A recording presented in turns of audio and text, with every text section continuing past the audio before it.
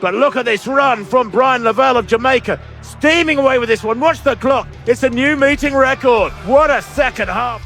That is big. That's Bryan Levell. He ran 19.69 seconds. This isn't just a win.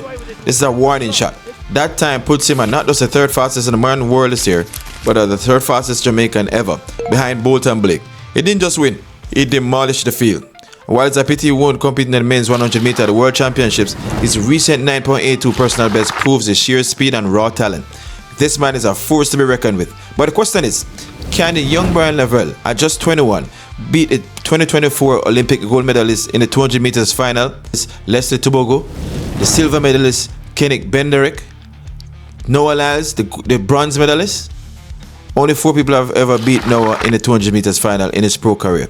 Michael Norman, Andre Degrasse, Kenny Bednarek, and Leslie Tobogo. Can Bryan Levell be the next name on that list? The countdown is on, the world is watching, and the target is on their backs. This 2025 World Championships later on this September is going to be crazy. Stay tuned, hit the notification bell, and let me know what you guys think in the comments. Who you have for the podium finish for the 2025 World Championships in the men's 200. See you in the next video.